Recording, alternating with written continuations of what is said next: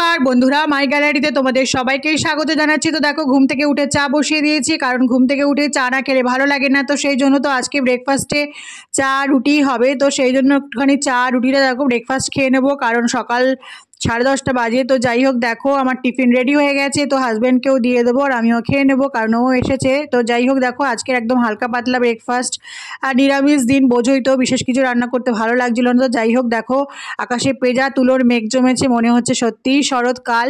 তো যাই হোক, পুজো তো সামনে আসছে। তো দেখো আমি রান্নাটা চাপিয়ে দিচ্ছি ঝটপট করে, কারণ আজকে রবিবারের রান্না আর নিরামিষ রান্না কি করব ভাবতে ভাবতে তো এটাই করে ফেললাম।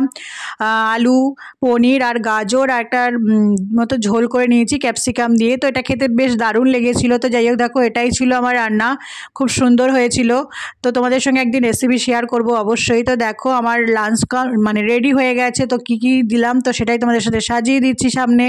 তো দেখো সাদা ভাত, ওল সেদ্ধ আর কুমড়ো আলু ভাজা আর ডাল আর ক্যাপসিকাম, পনির, আলু দিয়ে সোয়াবিন দিয়ে একটা তরকারি করেছিলাম, টমেটোর চাটনি আর পাঁপড় ভাজা। তো এটাই ছিল লাঞ্চ। তো লাঞ্চ খাওয়ার পর একটুখানি বেরোবো, কারণ আজকে একটু শপিংয়ে যাবো আবার।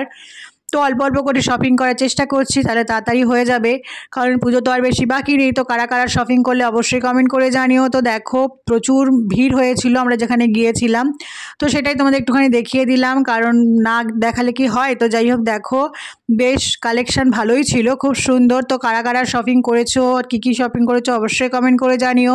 তো ব্লগটা কেমন লাগলো সেটাও কমেন্ট করে জানিও। আর সবাই সবার পাশে থেকো, সবাই খুব ভালো থেকো, সুস্থ থেকো। আজকের মিনি ব্লগটা এই পর্যন্ত থাকলো। সবাই ভালো থেকো, সুস্থ